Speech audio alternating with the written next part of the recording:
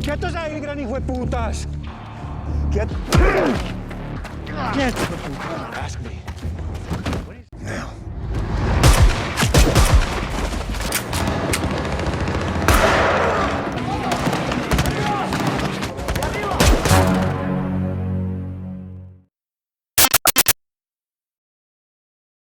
Di awal film memperlihatkan sekelompok pasukan khusus Amerika yang sedang berperang melawan pemberontak di Timur Tengah.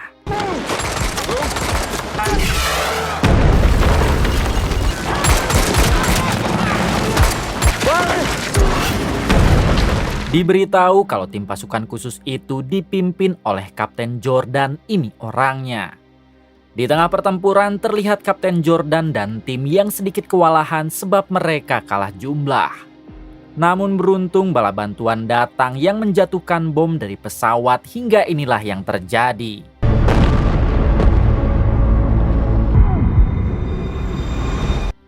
Dirasa semua musuh sudah tidak ada yang tersisa, Kapten Jordan dan tim segera pulang ke kamp militer.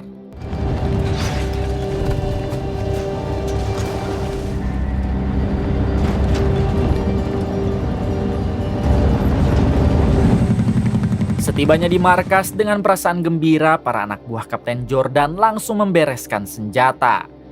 Sementara Kapten Jordan sendiri memilih untuk diam di kamar mengobati pahanya yang terluka.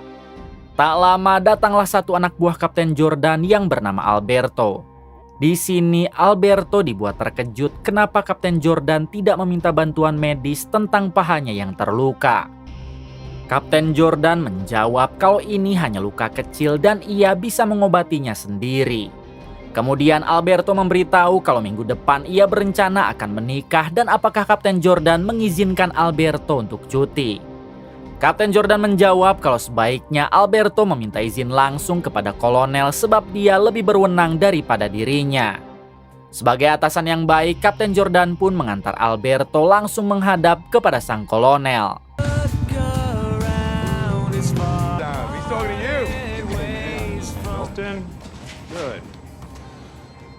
Ketika bertemu, Alberto langsung mengatakan kalau ia bermaksud untuk mengambil cuti 1 minggu sebab akan menikah di kampung halamannya. Sang kolonel pun memberi izin Alberto cuti, bahkan sang kolonel meminta Kapten Jordan dan timnya untuk menemani Alberto di sana hitung-hitung liburan setelah perang. Sontak Alberto dan Kapten Jordan sangat berterima kasih lalu mereka pun keluar untuk memberitahu 3 rekannya.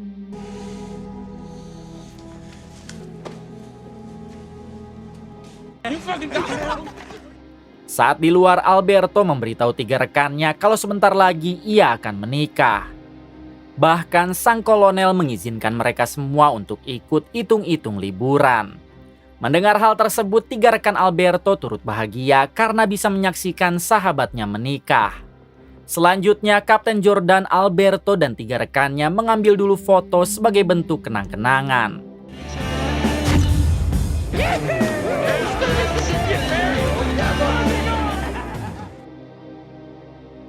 Keesokan harinya Alberto menghubungi kekasihnya yang ada di kampung halaman.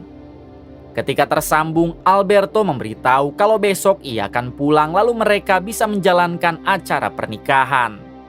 Mendengar hal itu, kekasih Alberto yang bernama Isabella tentu sangat bahagia dan ia pun sudah tak sabar menanti kedatangan Alberto.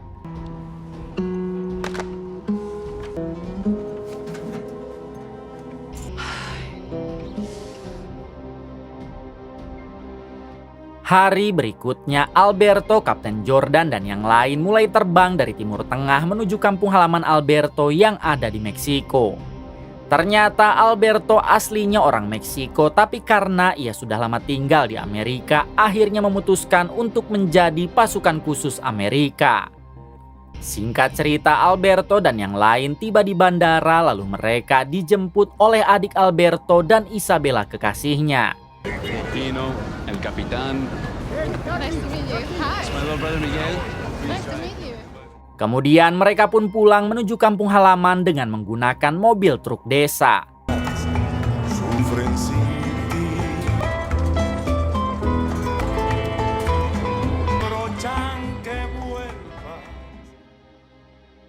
Adegan berpindah kepada bos mafia bernama Komar yang kala itu sedang mendatangi sebuah villa di desa Alberto. Setibanya di sana, terlihat para anak buah Komar yang sudah menunggu dan kejamnya lagi semua tamu villa dan pegawainya sudah mereka habisi. Ternyata alasan Komar mendatangi villa ini untuk mencari pemiliknya yang dianggap telah mencuri barang haram darinya. Ketika di lantai atas, salah satu anak buah Komar memberitahu kalau ia telah menghabisi orang yang mengaku manajer apakah orang itu pemilik villa. Saat dicek, ternyata orang tersebut bukanlah pemilik villa. Jadi Komar memutuskan untuk tinggal di sana dulu sebelum si pemilik villa ditemukan. Pues entonces debe ser el contador.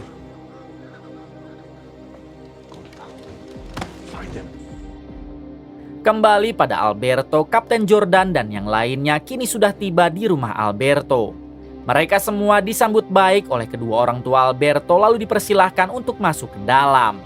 Selanjutnya mereka langsung makan-makan sambil membahas acara pernikahan Alberto dan Isabella yang akan dilaksanakan besok.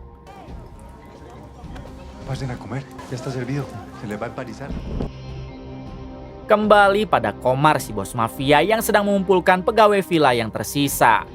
Komar mengancam akan membantai mereka semua jika tidak ada yang memberitahu di mana pemilik villa sekarang. Pada akhirnya ada satu pegawai yang berambut kribo berdiri. Dan ia akan memberitahu di mana pemilik villa sekarang. Si pegawai menuntun Komar dan para anak buahnya ke suatu gudang.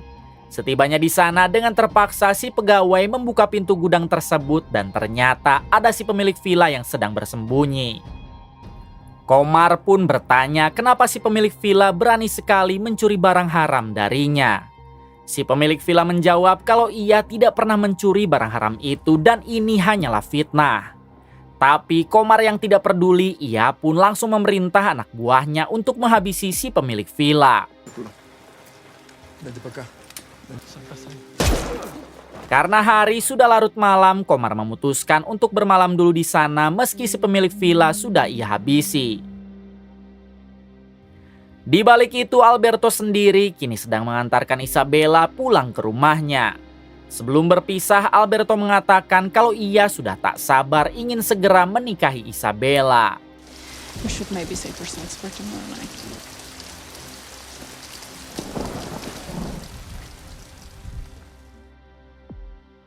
Keesokan harinya terlihat Isabella yang masih dandan sebelum acara akad dimulai. Sedangkan untuk Alberto, ia sudah memakai jas pengantin lalu berangkat ke gereja diantar oleh keluarga dan Kapten Jordan CS.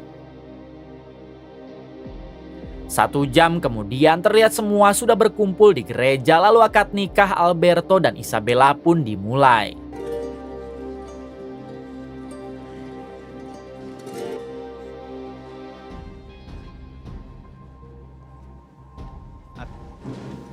Hermanos míos, Isabela, ¿estás dispuesta a...? Acepto. Alberto. Sí.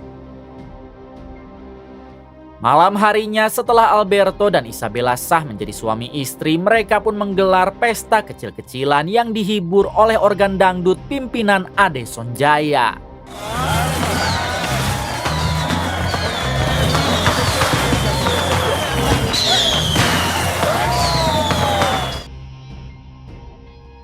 Di waktu yang sama, Komar si bos mafia belum bisa pulang karena putranya malah ngelayap entah kemana.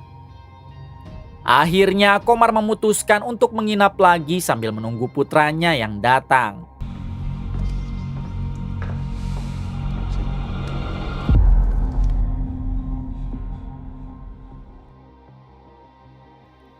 Kembali pada pesta pernikahan Alberto dan Isabella yang masih berlangsung. Salah satu teman Alberto di pasukan khusus bernama Dani sengaja membeli abok 1 krat lalu ia bagikan ke setiap tamu undangan.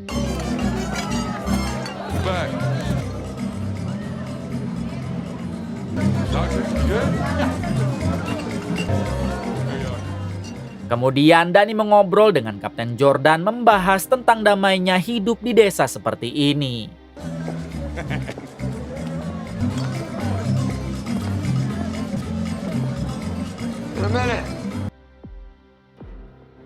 Tak berselang lama, tibalah putra Komar si bos mafia dan ajudannya yang datang ke bar dekat pesta berlangsung untuk membeli minuman. Selanjutnya, putra Komar memutuskan untuk melihat dulu pesta di sana, siapa tahu ada ani-ani yang bisa dibungkus. Putra Komar dan si ajudan duduk santai di kursi undangan padahal mereka sama sekali tidak diundang. Selang beberapa saat, Dani tak sengaja menginjak sepatu putra Komar lalu ia pun berusaha meminta maaf. Barulah di sini ketegangan mulai terjadi karena putra Komar tidak terima dan malah meminta Dani agar mencium sepatunya. Jelas Dani menolak hingga terjadi percekcokan. Oh, of course I have an idea. What I was thinking about you just kid. What are we gonna do with this situation? Melihat percekcokan itu, Alberto selaku tuan rumah meminta agar putra Komar pergi karena dia sama sekali tidak diundang di pesta ini. Awalnya putra Komar setuju dan ia berbalik badan untuk pergi, tapi tiba-tiba akibat telah menembak Alberto, Kapten Jordan beserta Dani langsung menghabisi putra Komar. Sementara ajudannya dikejar oleh dua anak buah Kapten Jordan. Mereka berhasil menembak si ajudan, tapi sayangnya si ajudan masih bisa berdiri lalu kabur menggunakan mobilnya. Kembali pada Alberto yang sekarang kondisinya memburuk akibat ditembak oleh putra Komar tepat di dadanya. Dengan cepat semua orang di sana membawa Alberto ke rumah dokter yang ada di desa tersebut.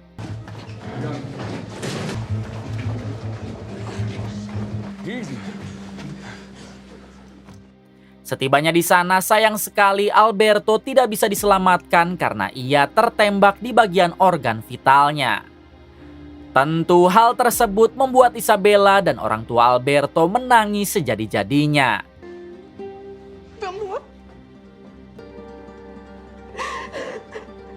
Tak berselang lama, Kapten Jordan meminta Dani dan dua rekannya agar berkumpul di luar. Kemudian mereka dihampiri oleh ayah Alberto dan adiknya. Di sini si ayah meminta Kapten Jordan dan tim agar sebaiknya pulang. Karena orang yang tadi Kapten Jordan habisi adalah putra Komar sang bos mafia kejam. Jika mereka terus di sini, kemungkinan Komar dan pasukannya akan memburu Kapten Jordan dan yang lain. Mendengar hal tersebut, jelas Kapten Jordan menolak, justru merekalah yang akan duluan memburu Komar, tidak peduli mereka sekejam apa. Alberto. Come on.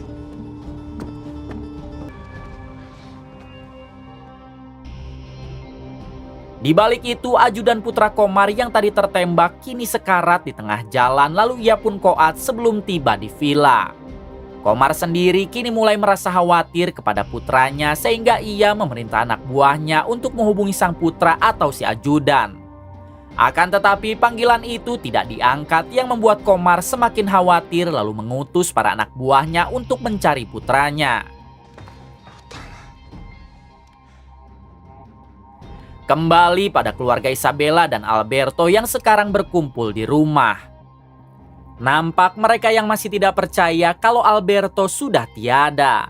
Apalagi Isabella yang mengalami syok berat karena di hari kebahagiaannya malah jadi hari duka untuknya. Tak lama Kapten Jordan dan yang lain datang. Sekali lagi Kapten Jordan mengucapkan bela sungkawa kepada ayah Alberto karena mereka juga sangat menyayangi Alberto.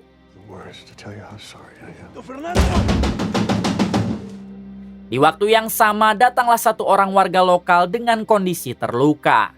Ternyata warga itu satu-satunya orang yang berhasil selamat dari pembantaian di villa sebelumnya.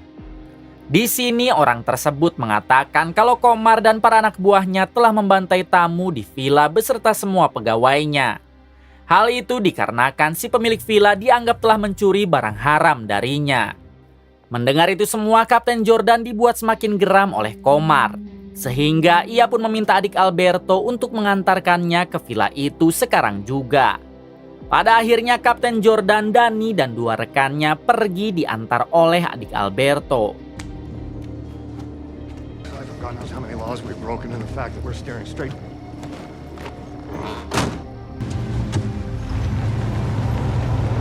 Ahí está. Slow down.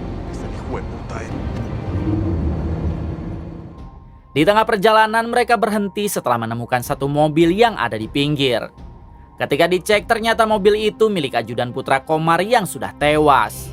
Di waktu yang sama datanglah satu mobil anak buah Komar yang diperintah mencari putranya. Alhasil Kapten Jordan meminta Danny dan dirinya berpura-pura tersesat. Sedangkan yang lainnya bersembunyi sambil menunggu aba-aba. Let's go. I'm on command, not before. Understood? Oh, then you go, but not before. Understood. Got it. Real gun. One pump gun and a knife. You got that right. Tak lama para anak buah Komar turun dari mobil dan mereka pun langsung menginterogasi Kapten Jordan dan Danny. Kapten Jordan berpura-pura kalau ia hanyalah turis yang tersesat di desa ini. Akan tetapi orang itu tidak percaya lalu menghajar Kapten Jordan.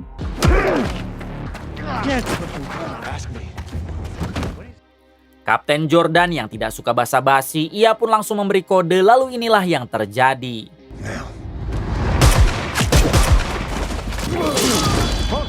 Hanya dalam hitungan detik mereka dapat menghabisi para anak buah Komar, tapi sayang Danny harus tertembak.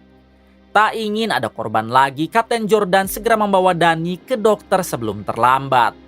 Namun setelah mereka pergi, ternyata masih ada satu anak buah Komar yang masih hidup, lalu ia pun segera pulang ke villa.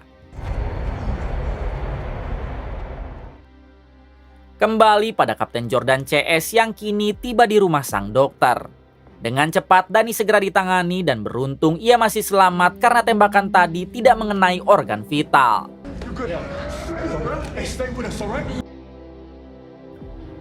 Pagi harinya memperlihatkan Komar yang sedang asik menikmati sarapan pagi.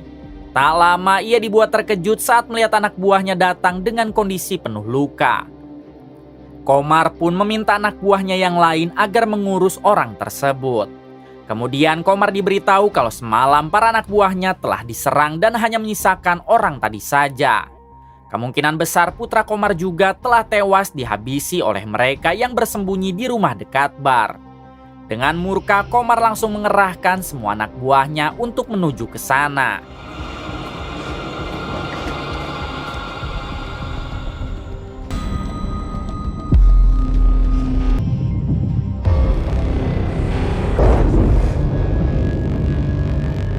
Di tengah perjalanan, Komar memutuskan berhenti tepat di lokasi peperangan anak buahnya semalam. Di sana, Komar hanya bisa menangis jadi-jadinya tatkala melihat kondisi putranya yang sudah tak bernyawa. Ternyata semalam Kapten Jordan sengaja membuang jasad putra Komar di sana disatukan dengan para anak buah Komar. Di sini, Komar dibuat tambah murka lalu ia pun melanjutkan perjalanan untuk melakukan balas dendam. Adegan berpindah kepada Kapten Jordan yang kini memberi senjata kepada dua anak buahnya. Beruntung Danny sudah sembuh total, jadi ia juga diberi senjata oleh Kapten Jordan. Kapten Jordan menjelaskan kalau sebentar lagi Komar pasti akan datang sehingga peperangan pasti akan terjadi. Kapten Jordan juga sudah mengamankan Isabella dan warga lainnya di dalam gereja sehingga mereka dipastikan aman. Adik Alberto yang ada di sana, ia pun memutuskan untuk ikut berperang melawan Komar daripada bersembunyi tak berguna. Selanjutnya, Kapten Jordan mengatur strategi dengan memerintah satu anak buahnya yang memakai kupluk untuk jadi sniper dari atas rumah. Danny akan berjaga dekat gereja, sedangkan dirinya, adik Alberto, dan satu anak buahnya akan berperang dari jarak dekat. Dirasa sudah mengerti, mereka pun mulai berpencar di posisi masing-masing.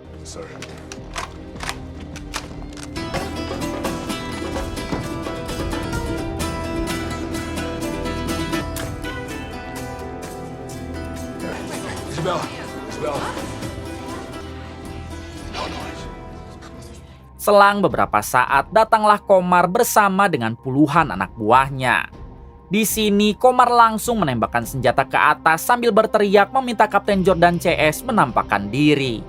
Ternyata Komar sudah tahu kalau yang menghabisi putranya adalah sekelompok pasukan khusus Amerika yang sedang berlibur sambil menyaksikan Alberto menikah.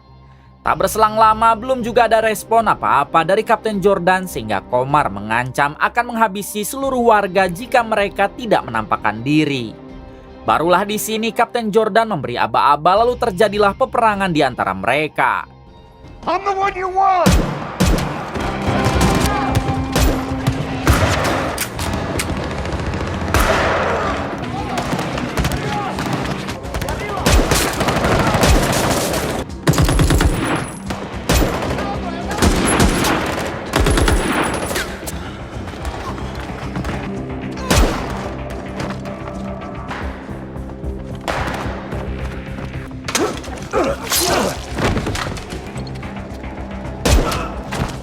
Namun di suatu waktu lokasi anak buah Kapten Jordan yang menjadi sniper harus ketahuan. Alhasil para anak buah Komar mendatangi si sniper lalu memberondongnya dengan tembakan.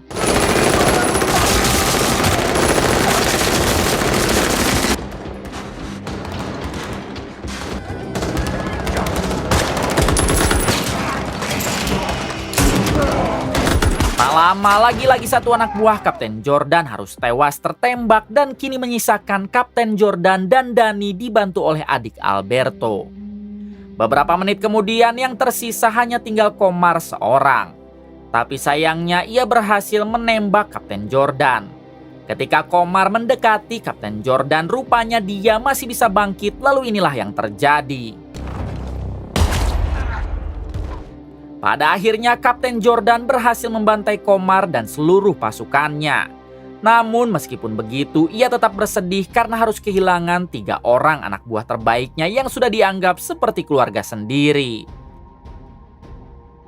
Di akhir film memperlihatkan Kapten Jordan dan Isabella yang mendatangi kuburan Alberto. Tampak Kapten Jordan yang masih bersedih karena rekan-rekannya malah pergi duluan. Kemudian Kapten Jordan berjanji akan menjaga Isabella seperti adiknya sendiri. Karena ternyata dia sedang mengandung anak Alberto. Padahal kita tidak tahu kapan mereka bikinnya. Tamat. Terima kasih kepada kalian semua yang telah menonton hingga akhir. Semoga kalian semua diberikan kesehatan dan rezeki yang berlimpah. Salam untuk semuanya dari Hampura Film.